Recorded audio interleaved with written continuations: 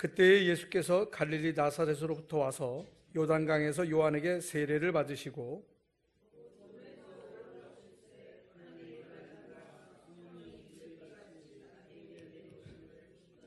하늘로부터 소리가 나기를 너는 내 사랑하는 아들이라 내가 너를 기뻐하노라 하시니라. 성령이 곧 예수를 광야로 몰아내시는지라. 광야에서 40일을 계시면서 사탄에게 시험을 받으시며 들진 순과 함께 계시니 천사들이 수종들더라. 요한이 잡힌 후 예수께서 갈릴리에 오셔서 하나님의 복음을 전파하여 다같이 이르시되 때가 찼고 하나님의 나라가 가까이 왔으니 회개하고 복음을 믿으라 하시더라. 아멘.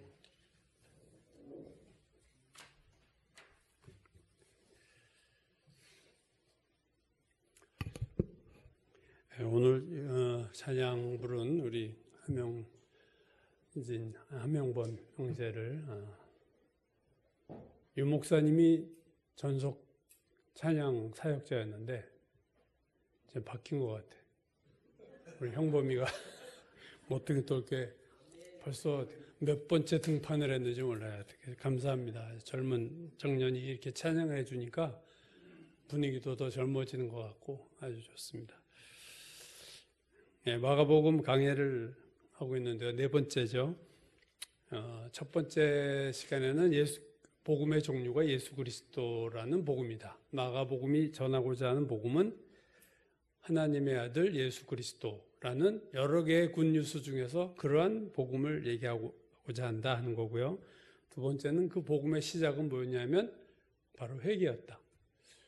회개하는 자에게 복음이 임한다. 굿뉴스가 임한다 하는 거죠. 그래서 두 번째는 그 회개에 대한 말씀을 했고, 세 번째는 그 회개의 복음을 전하는 세례 요한에 초점을 맞춰서 세례 요한은 자기 자신을 누구라고 인식하고 사역을 했느냐?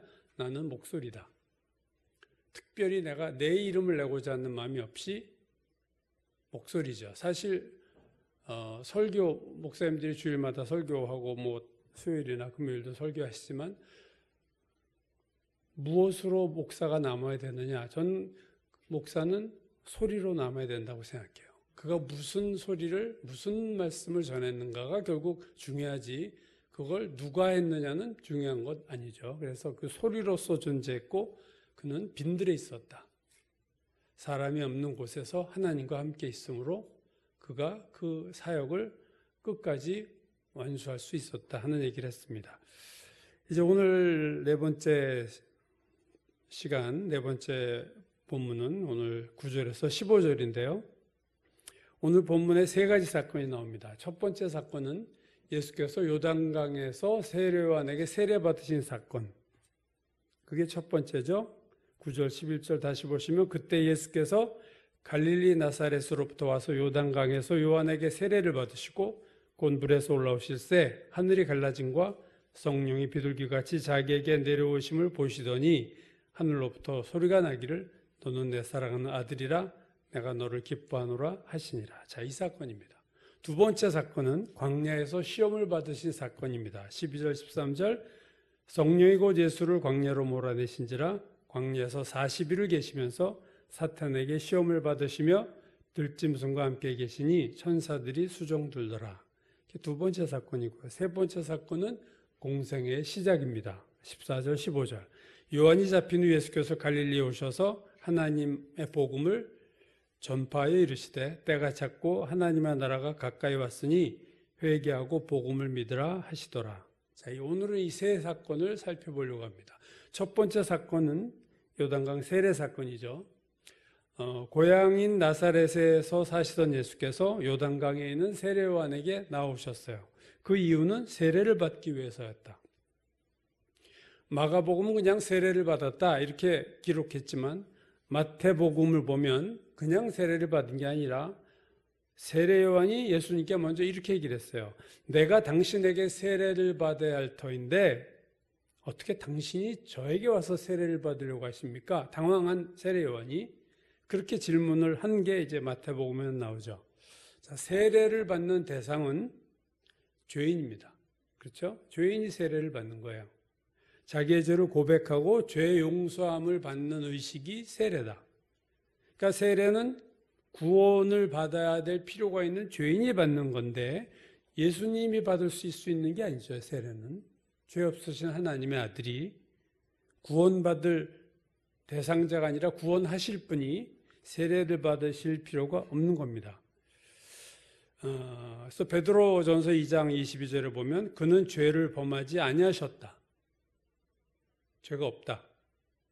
근데 세례를 받으러 세례요한에게 나아왔다 하는 거죠. 그랬더니 이 당황한 세례요한의 질문에 대해서 예수님이 뭐라고 대답하셨냐면은 자 이제 허락해라.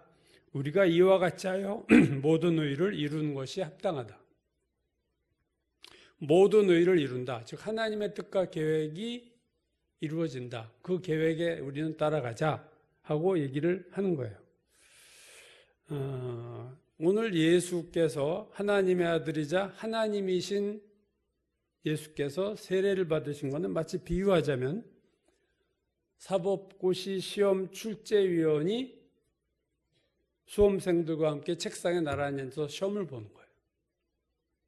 그건 있을 수 없는 일이죠. 출제자가 앉아서 번호 수험표 듣고 시험 보는 학생 자리에 앉은 것과 똑같은, 어떻게 보면 그보다 더한 거죠. 그래서 죄가 없으신 분인데도 이렇게 되는 이유는 히브리서 기자가 말하는 것처럼 저가 범사의 형제들과 같이 되심이 마땅하다. 이는 하나님의 일에 자비하고 충성된 대제사장이 되어 백성의 죄를 구속하려 하심이라. 우리를 구원하시기 위해서 죄인의 자리로 내려오셔서 세례까지 받으셨다. 죄가 없으심에도 십자가에 달리신 것처럼 죄가 없으심에도 세례를 받으셨다. 그러니까 이 요단강 세례 사건은 예수님의 순종의 사건입니다. 저 안 받아도 돼요. 하나님 아버지께 하실 수 있는 분이 아무 말 없이 세례를 그냥 받았다. 이건 순종이죠.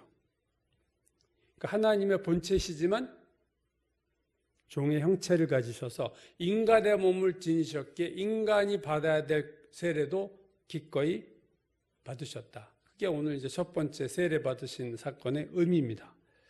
그런데 이 요단강 세례는 이 기본적인 의미 외에 정말로 중요한 의미가 있습니다. 그것은 뭐냐면 우리가 잘 아는 기독교 삼위일체라는 교리가 있죠. 삼위, 성부, 성자, 성령이 하나다. 일체. 삼위일체라는 단어는 성경에 없어요. 이런 단어 자체는 성경에 없지만 성경에 나오는 내용들을 보면 삼위일체적인 내용들이 나오는 거죠. 여러분 창세기 1장 1절 아시죠? 태초에 하나님이 천지를 창조하셨다. 여기서 우리말에서는 이게 표가 안 나는데 히브리어를 보면 하나님이 엘로힘이라는 단어가 복수예요. 한 사람이 아니라 하나님들, 어떻게 보면 그렇게 번역하면 직역하면 그렇게 될 수 있죠. 복수인데 하나님이 천지를 창조하셨다. 하나님이 창조하셨다 할 때 창조하셨다의 동사는요 3인칭 단수예요. 그러니까 우리가 3인칭 영어에서 배웠죠. he 하면 go 하지 않고 go에다 es를 붙이죠. goes 하듯이. 그 앞에 복수가 나오는데 동사가 3인칭 단수는 나올 수가 없어요. 문법적으로 틀린 거 아니에요. 근데 히브리어에서는 하나님 엘로힘이 창조하셨다 단수로 나와. 동사는 단수예요. 이게 묘한 상황인데. 그래서 복수의 하나님을 얘기하고 있다. 창세기 1장 1절은. 근데 동사는 단수니까 그건 또 하나인 것을 얘기하고 있어요. 그러니까 주어는 복수인데 동사는 단수니까 삼위를 주어고 일체의 하나는 동사예요. 이게 섞여 있는 게 1장 1절입니다. 그래서 1장 그 다음 절에 보면은요, 땅이 혼돈하고 공허하며 흑암이 기품이 있고 그 다음에 하나님의 영은, 자 여기 성령이 나옵니다. 하나님의 영은 수면에 운행하시니라. 자 창세기 1장 1절 하나님이 천지를 창조하셨고 그 다음 절에 하나님의 영 성령이 태초에 등장합니다. 그러니까 성령이 그때부터 있었던 거죠. 쭉 내려가서 1장 26절을 보면 인간을 창조할 때 이렇게 얘기해요. 하나님이 이르시되 엘로힘이 말씀하시는데 우리의 형상을 따라 우리의 모양대로 우리가 사람을 만들자. 전부 복수예요. 우리가 우리의 형상을 따라 우리의 모양대로 사람을 만들자. 우리예요. 여기 삼위 하나님이 벌써 이미 나타나고 있는 거죠. 창세기 1장에. 요한복음 1장 1절도 유명하죠. 태초에 말씀이 계셨다.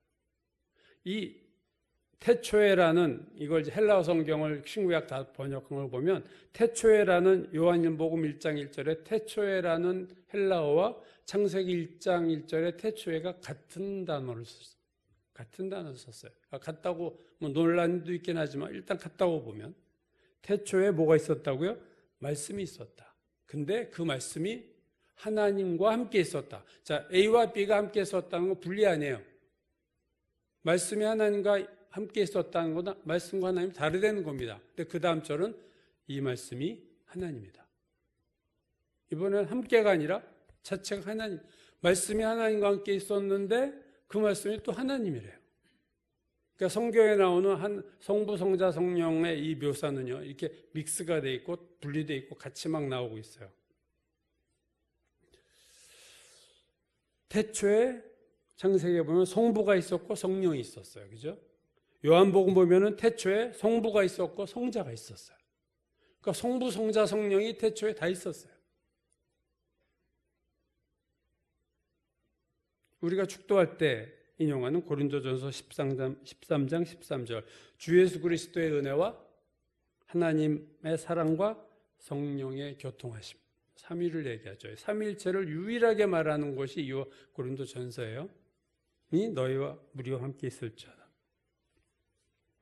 근데요, 오늘 이 요단강 세례 사건의 의미를 보면요, 이 삼위의 하나님이 요단강 세례에 모두 등장하고 있다는 게 놀랍습니다. 그때 예수께서 갈릴리 나사렛으로부터 요단강에서 요한에게 세례를 받으시고 하늘의 물에서 올라오실 때, 자, 성자가 물에서 세례받고 올라올 때 하늘이 갈라짐과 성령이 나오죠. 이제 비둘기같이 예수 그리스도에게 내려오시고 하늘에서는 하나님 아버지의 소리가 나요. 너는 내 사랑하는 아들이라 내가 너를 기뻐하노라. 여러분, 예수님은 위치를 보세요. 어디에 계세요? 요단강에 계세요. 위치가. 성령은요? 위치가 어디예요? 하늘로부터 내려와서 예수님 머리 위에 앉으셨어요. 성부 하나님은 어디 계세요? 하늘에 계세요. 위치가 다르죠? 근데 동시에 나타났습니다. 삼위 하나님이 여러분 동시에 나타난 성경은 여기밖에 없어요. 신구약을 다 통틀어서 성부, 성자, 성령이 동시에 나타나는 사건은 이 사건밖에 없는 거예요.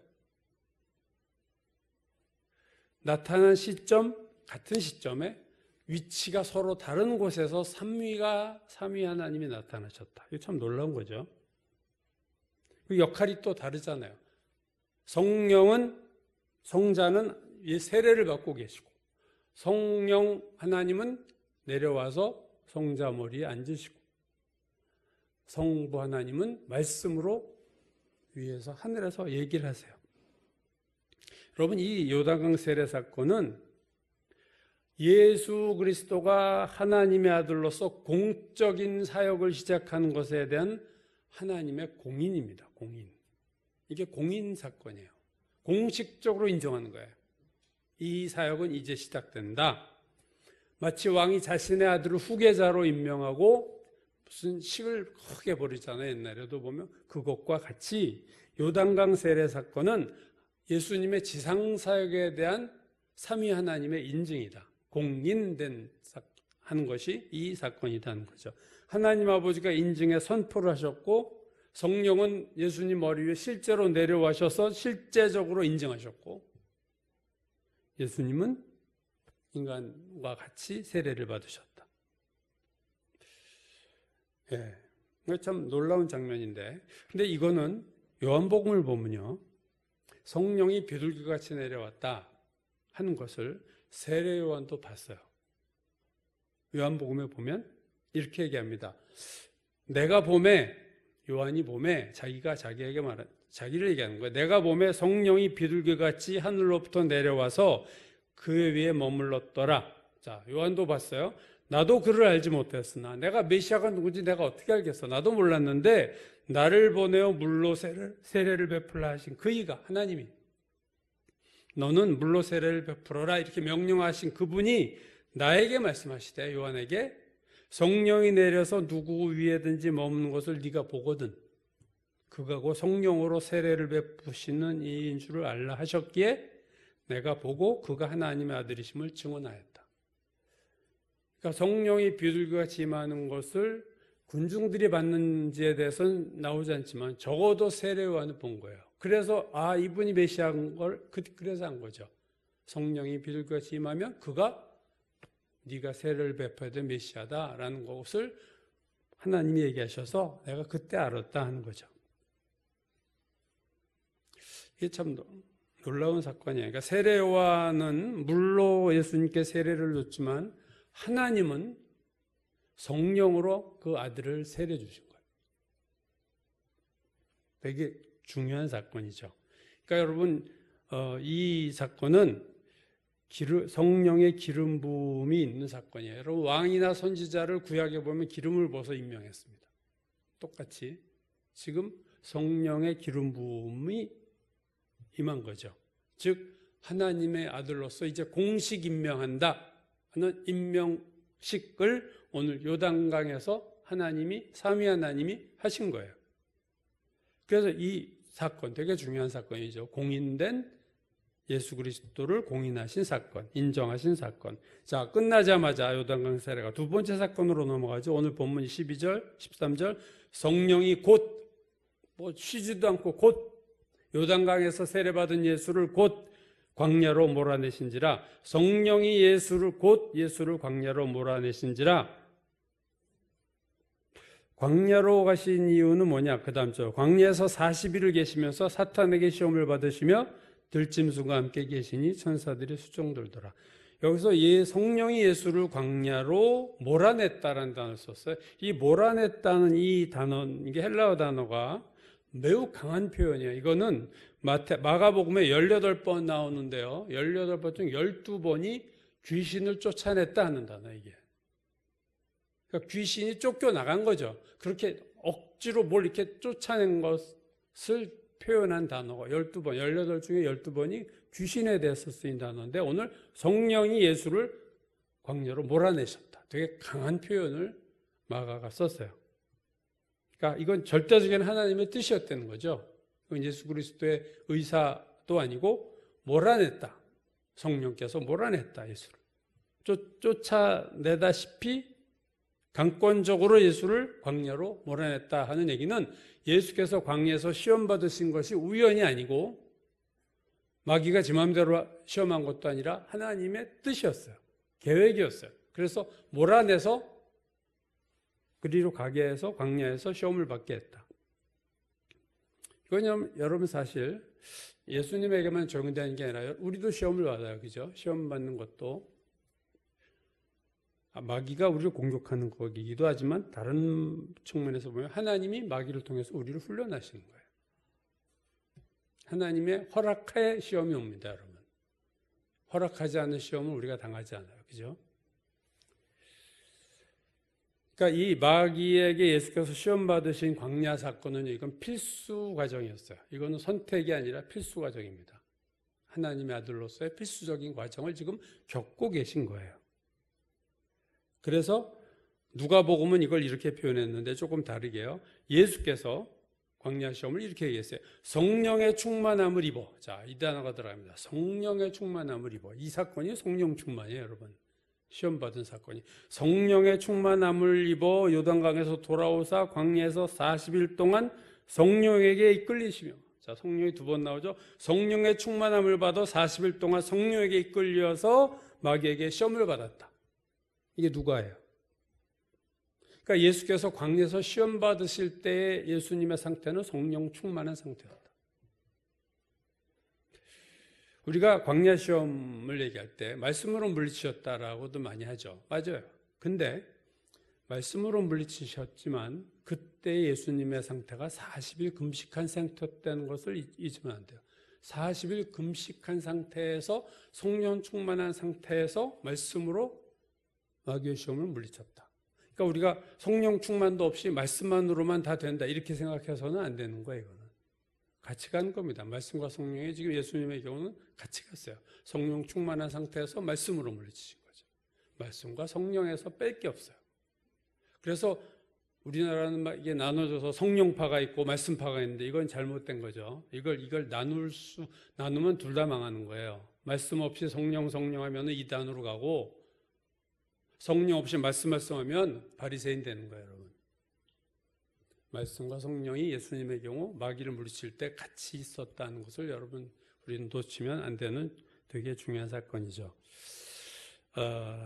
그래서 이 요단강 세례밭에서 성령이 임하셨고 예수님께 그때부터 성령 충만해서 마귀의 시험을 물리치시는데, 그 이후로 계속해서 이 성령의 역사가 예수님과 함께 갑니다. 사도행전 10장 28절 보시면, 하나님이 나사렛 예수에게 성령과 능력을 기름 붓듯 하셨음에 그가 두루 다니시며 선한 일을 행하시고 마귀에게 눌린 모든 사람을 고치셨으니 이는 하나님이 함께 하셨습니다. 여기도 3위가 나오죠. 나사렛 예수에게 성령이 기름 붓듯 해서 하나님이 그와 함께 하셨다. 3년의 공생애는 여러분 성령의 역사였습니다. 예수님을 통한 성령의 역사가 함께 있었어요. 놀라운 지사와 이적을 행한 것은 바로 나사렛 예수에게 부어주신 성령과 능력, 기름 붓듯 부어주신 그것으로 인해서 그가 두루 다니시며 선한 일을 하며 마귀에게 눌린 자들을 고쳤다. 바로 성령의 역사였어요. 우리가 성령 강림하면 오순절 성령 강림을 생각하지만 그 사건은요, 사람에게 임한 거였죠. 그죠? 내가 모든 육체에게 내가 성령을 부어주겠다. 말세 내가 모든 내용을 모든 육체에 부어주리라. 너희 늙은이들, 너희 자녀들, 젊은이들. 오순절 성령 강림이 모든 육체에 부어주신 성령이라면 요단강 세례는요, 예수 그리스도에게 부어주신 성령이에요. 예수 그리스도에게만 부어주신 성령입니다. 그래서 이 사건은 되게 의미가 깊은 사건이다. 예수께서 예수님에게 성령이 임하신 사건. 그 이후로 그가 성령이 시험도 받게 하시고 이 승리하게 하시고 귀신도 쫓아내고 능력 병을 고치신 모든 역사에 있어서 예수님의 역사에서 성령이 함께 하셨다 하는 것을 알 수 있고, 그 성령이 오순절날 드디어 이제 모든 육체에 부어주시는 은혜가 있어서 이제는 사도들도 예수님처럼 치유의 역사가 일어나고 귀신을 쫓아내고 능력을 행할 수 있었던 것은 그 성령이, 예수님에게 계셨던 성령이 이제는 모든 육체 하나님이 부어주신 사건이 오순절이다 하는 거죠. 베드로가 사도행전 2장 33절에서 이렇게 말해요. 하나님이 오른손으로 예수를 높이심에 그가 약속하신 성령을 아버지께 받아서, 누가요? 예수 그리스도가. 예수께서 성령을 아버지께 받아서 너희가 보고 듣는 이것을 부어주셨느니라. 오순절날 너에게 부어주셔서, 누가요? 예수께서. 무엇을? 성령을. 누가 주신? 하나님 아버지가 예수에게 준 성령을 오늘 너희가 보고 듣는 이것을 부어주셨다. 성령은 누가 주시는 거예요? 예수께서 주시는 거예요. 예수께서 아버지께 받아서 주셨다. 삼위 하나님이 항상 이렇게 움직이는 거죠, 같이. 예수께서 처음 부활하셨고 부활의 첫 열매가 되셨어요. 처음 부활했죠. 그리고 우리 모두가 다 부활할 거예요. 똑같이. 예수께서 먼저 성령 충만을 받으셨고 오순절에 이제 우리도 성령 충만을 받기 시작한 겁니다. 같은 원리죠. 자, 그래서 공생애 시작하시기 직전에 오늘 두 개의 사건이 나왔습니다. 하나는 요단강 세례 사건이 있고 또 하나는 광야 시험이었어요. 요단강 세례 사건은 하나님 성부, 성자, 성령의 공인된 하나님의 아들의 사역을 공적으로 인정하신 공식 인증 사건이라면, 광야의 시험도 하나님의 아들로서의 공인된 사건입니다. 이 마귀와의 싸움에서 승리하심으로 이제는 인간을 구원할 수 있는 자격을 얻으신 거예요. 만약에 이 마귀 시험을 통과하지 못하셨다면 예수께서 우리를 구원하실 수 있으셨겠어요? 없었겠죠. 본인도 죄에 졌는데, 마귀에게 넘어갔는데 어떻게 마귀에게서 우리를 뺏어내서 구원하실 수 있겠습니까? 주님은 똑같이 우리와 시험을 받았어요. 그건 똑같지만 다른 점, 죄는 없으시느니라. 우리와 똑같이 시험을 받으시니로되 죄는 없으시니라. 히브리서가 하시는 말씀이죠. 자, 그래서 오늘 본문은요, 9절부터 15절까지는요, 세 가지 사건이 나왔어요. 앞에서도 말씀드렸죠. 요단강 세례가 나왔고, 마귀에게 시험 받는 사건이 있었고, 세 번째가 공생의 이제 복음을 전파하는 공생의 시작입니다. 세 가지 사건이 나오죠. 이 세 가지 사건을 마가는 단 7절로 다 요약, 아주 압축을 했어요. 마태복음은요, 같은 사건을 3배가 넘는 길이로 설명했어요. 22절로 기록한 것을 마가는 7절로 정리를 했어요. 특히 광야에서 시험받는 사건을요, 마가는 2절로 설명했어요, 오늘. 마태복음은요, 11절로 설명을 했어요. 3배가 넘죠? 누가복음은요, 13절로 설명했어요. 마태와 누가는 길게 설명한 것을 마가는 딱 부연 설명 없이 핵심만 딱 집어서 설명했어요. 여러분, 마태복음이나 누가복음에서 자세하게 설명한 것은 참 영적으로 많은 유익을 줍니다. 예수께서 광야에서 시험을 어떻게 받았다는 걸 알기 때문에 우리가 이렇게 시험 받는구나 알 수 있죠. 그 길게 자세히 설명한 것이 이렇게 좋은 거예요. 그러나 반면 짧게 설명하는 마가처럼 이것의 좋은 점은 뭐냐면요, 세 가지 사건을 한눈에 보여줌으로써 이 세 가지 사건이 연결이 되어 있구나를 알게 해줘요. 긴 문장 속에 들어갔다 다음 문장 나가면 앞에 사건, 다음 사건 연결을 못합니다, 사람이. 마가는 세 가지 사건을 7절에 딱딱딱 넣어주니까 이게 시리즈로 가는 사건이구나를 보여주는 전체의 결과를 보여주는 것은 마가복음이에요. 그런 의미에서 마가복음의 장점이 있습니다. 짧은 것의 장점이 이런 것에 있죠. 요약의 장점이 여기 있습니다. 관계와 흐름을 한눈에 보여줘요. 마치 파노라마처럼, 그죠? 이게 마가복음의 장점입니다. 이제 이 두 사건으로 아주 명실공히 하나님의 아들로서 인정이 된 거예요. 이제는 하나님의 아들이죠. 세례 받으셔서 세례요한에게 삼위 하나님이 동시에 출몰하셔서 맞다, 내 아들이다. 그걸로 비둘기가 성령도 임하셨고 공인하셨고 마귀에게 시험을 받으셔서 또 그걸 이긴 자로서 하나님의 아들로서의 능력을 보여주신 거죠. 그래서 오늘 마지막 절, 요단이 잡힌 후 예수께서 갈릴리에 오셔서 하나님의 복음을 전파해 이르시되 때가 찼고 하나님의 나라가 가까이 왔으니 회개하고 복음 믿으라 하시더라. 이제 복음의 스타트가 된 거예요. 젊은 시절 제가 마가의 다락방을 참 열심히 드나들었는데, 인천에 있는 마가의 다락방을 박정원 목사님 계실 때죠. 그렇게 들락날락해서 부흥회를 참 많이 참석했는데, 그때 귀에 못이 박히도록 들은 얘기가 있어요, 박 목사님한테. 그게 뭐냐면, 하나님으로부터도 인정받아야 되지만 마귀로부터도 인정받아야 된다. 저는 그 말을 잊지 못해요. 그렇겠구나. 오늘 예수님이 마귀로부터 인정받은 거 아니에요. 야, 정말 하나님의 아들이네. 물러갔어요. 도망갔어요. 그래, 내가 졌어. 안 되겠네. 욥기 1장을 보면 하나님이 보좌에 있는데 마귀가 온 세상을 두루다니고 돌아왔어요. 그 사탄에게 욥기 1장 보면 하나님이 이렇게 얘기하죠. 내가 내 종 욥을 보았느냐? 그와 같이 온전하고 정직하여 하나님을 경외하며 악에서 떠난 자는 세상에 없다. 그 말을 그러니까 욥은 하나님께 인정받은 거죠. 욥은 하나님이 어떻게 보면 자랑하는 거예요. 욥 이런 인물로 봤어? 너 세상 돌아다녔는데 너 욥 봤냐? 그랬더니 사탄이 뭐라고 대답해요? 욥이 어찌 까닭 없이 하나님을 경외하리까? 주께서 그의 집과 그의 모든 소유물을 울타리로 두르심 때문이 아니니까. 축복하셨으니까 그렇게 하나님 섬기죠. 이게 마귀가 한 말입니다. 주께서 그의 손으로 하는 바를 복되게 하사 그의 소유물이 땅에 넘치게 하셨음이니이다. 그러니까 지금 사탄은요, 욥을 인정 안 하는 거예요.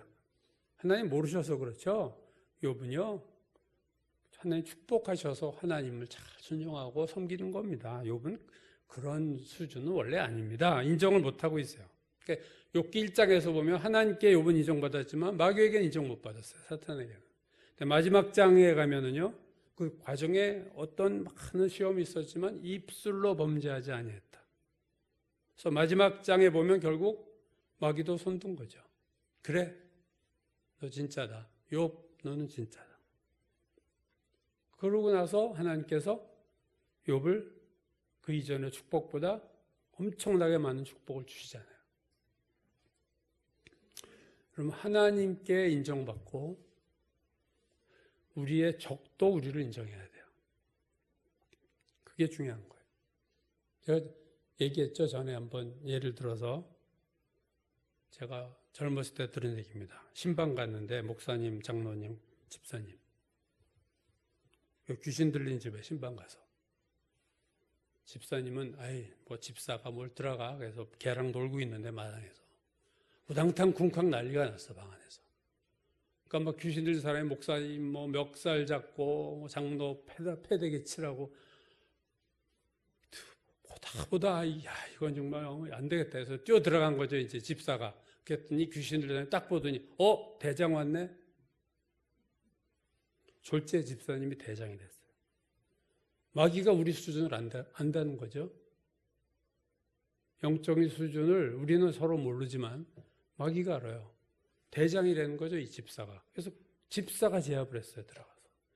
목사 장로는 완전 머리 탁 틀어지고 막 넥타이 이렇게 되고. 그 와중에 집사가 평정을 했어요. 마귀가 아는 거예요, 여러분. 사도행전을 보면은 막 내가 예수의 이름을 빙자하여 하고 뭐 쫓아했더니 내가 바울도 알고 내가 예수도 알지만 너희들 누구야 해가지고 막 귀신이 덤벼가지고 혼비백산 도망간 형제들 얘기가 나옵니다. 귀신이 안 돼도요, 귀신같이. 그래서 여러분 인정받는 자가 되는 것이 우리의 삶에서 여러분 인정받으셔야 돼요. 세상 사람들에게 인정받으시려고 애쓸 필요 별로. 그럼 그것도 물론 어느 정도 필요하지만 그거는 그들이 사실 몰라요. 여러분이 저를 잘 모르잖아요. 저도 여러분 중심을 잘 몰라요. 하나님께 인정받아야 되고 마귀도 쟤는 그렇구나. 쟤는 좀 그러네. 힘드네. 싸우기가. 그런 자가 되어야 되는 겁니다. 여러분 하나님께 인정받고 마귀에게 인정받는 개인에게만 축복이 있는 게 아니에요. 로마서 5장 19절은 아담과 예수 그리스도를 이렇게 비교하죠. 한 사람에 순종하지 아니함으로 아담이죠. 한 사람이 순종하지 아니함으로 많은 사람이 죄인 된 것 같이 한 사람 예수의 순종하심으로 많은 사람이 의인이 된다. 내가 하나님 앞에 마귀 앞에 인정받으면요 나를 통해서 다른 사람들이 복을 받습니다. 소돔을 심판하신 하나님의 스케줄, 계획을 하나님이 제가 여러분 얘기했죠. 그 소돔 고모라를 멸망시키겠다는 하나님의 계획을 소돔 고모라 성에 사는 롯에게 말하지 않고 들에 사는 아브라함에게 얘기하세요. 나 소돔 고모라 성 멸망시킬 거야. 그거 롯에게 해야 되는 말인데 롯은 세상적으로 살다 보니까 소돔 성에서 하나님이 말씀 안 하셨어요. 인정 못하시는 같은 그리스도인이라도 그게 다른 거죠. 그래서 아브라함에게 얘기합니다. 그때 아브라함이 하나님 의인과 악인을 동시에 멸하시려 합니까? 해서 의인 논쟁이 붙죠. 그래서 줄이잖아요. 그래서 10명만 있어도 멸하시겠나니까 50명에서 시작해서 그래 10명만 있어도 내가 소돔성 멸하지 않을게. 아브라함을 통해서 소돔이 살아난 거예요, 여러분. 하나님께 인정받은 사람에 의해서 소돔성이 롯이 살아난 겁니다. 롯의 가족들이. 하나님의 사람이 준비될 때, 하나님께도 인정받고 마귀도 인정할 만한 사람이 있을 때, 즉 사람이 준비될 때 하나님은 사역을 하세요. 사람과 사역의 관계에서 하나님은 항상 사람을 먼저 준비시킵니다. 모세를 40년 동안 광야에서 준비시키셨어요. 그죠? 사람 죽인 죄로 추적을 받으니까 도망가서 미디안 광야에서 40세에 사람 쳐 죽이고 모세가 80세 할아버지가 될 때까지 하나님이 안 쓰셨어요.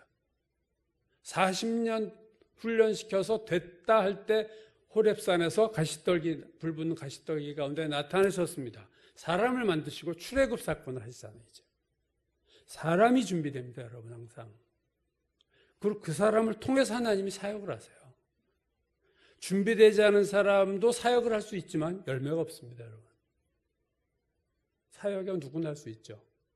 그러나 하나님께 인정받지 않은 사람의 사역은 열매가 없어요.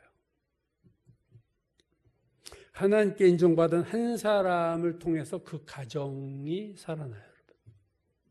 여러분, 자녀들이 축복을 원하시면 여러분이 하나님께 인정받으셔야 돼요. 그래서 여러분의 기도가 자녀들에게 응답이 되는 거예요.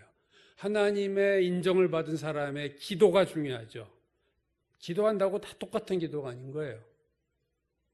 한 사람을 통해서 그가 속한 가정이 살아나고 한 사람을 통해서 그가 속한 교회가 살아나는 겁니다. 민족이 살아나고 나라도 살아나는 거예요. 나라를 위해서 그가 기도할 때 그 기도가 응답이 되는 거예요. 암담한 대한민국의 현실을 놓고 누구를 비난하고 비판하고 멱살 잡을 필요 없어요. 이 나라를 살릴 지름길은 내가 하나님 앞에 올바로 서고 인정받는 자가 되고 나라를 위해서 내가 기도하는 거예요. 내가 바로 서고 내가 기도하는 것이 그렇게 중요합니다. 내가 하나님 앞에 오늘 바로 서지 못함으로 축복이 지연될 수 있어요, 여러분. 우리 자녀들에게, 여러분에게 갈 축복이 내가 준비되지 않아서 그 축복이 내 앞에서 딱 멈출 수 있다는 거죠. 내가 하나님께 인정받고 하나님이 기뻐하시는 사람이 될 때 그 축복이 실현이 될 수 있는 그것들이 내가 그렇게 살지 않음으로 인해서 멈춰진 것들이 분명히 있다는 거예요. 내 가정에 임할 축복, 내 자녀들에게 임할 축복이 나 때문에 막힐 수 있어요. 죄가 3, 4대 간다 하는 말도 있죠. 부모가 잘 살아야 자녀가 축복받습니다. 교회도 마찬가지죠. 혹시 나로 인해서 지연된 축복이 없을까? 생각해야 돼요. 나로 인해서 우리 교회에 부흥이 지연된 것이 없을까? 내가 아직 준비되지 못함으로 인해서 시작되지 못한 하나님의 어떤 일이 있지 않을까를 우리는 생각할 필요가 있습니다. 그래서 준비됐을 때 하나님이 지체 없이 일을 하세요. 하나님이 원하시는 하나님의 사역은 하나님이 우리보다 더 원하세요. 우리의 모든 사람이 구원받게 하나님이 원하십니다. 그런데 그 일을 안 하시는 이유는 준비된 사람이 없는 거예요. 준비된 사람. 사람만 생기면 하나님이 일을 하세요. 오늘 예수 그리스도를 준비시킴으로 요단강 세례와 마귀의 시험을 통해 준비가 공인이 됐을 때 바로 공생애가 시작되는 것을 보면서 이것은 예수님에게만 적용되는 원리가 아니라 우리 모두에게 적용되는 원리다. 여러분이 통로가 되셔야 돼요. 나로 인해서 수도꼭지가 잠겨 있어서 뒤에 수돗물이 안 가면 그건 나 때문이에요. 통로가 되지 못했다는 것은 뭔가 막혀 있는 거죠. 수도가 어디서 안 나온다는 것은 어디에 막혀 있는 거예요. 어떤 역사가, 사역이, 축복이 나로 인해서 막혀 있으면 더 이상 나도 복을 못 받고 더 복을 받을 나를 통해 복을 받을 사람들도 복을 못 받는 거예요. 그래서 여러분 준비되셔야 됩니다.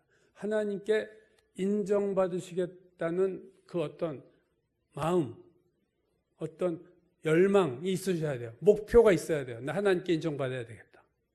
누가 나를 건드리고 화나게 하고 뒤집어 놓을 때 에이 하고 그냥 눈에는 눈으로 이해는 이로 하지 않고 하나님 이걸 보실 텐데 이 생각만 잠깐 해도 내 태도가 훨씬 부드러워질 수 있어요.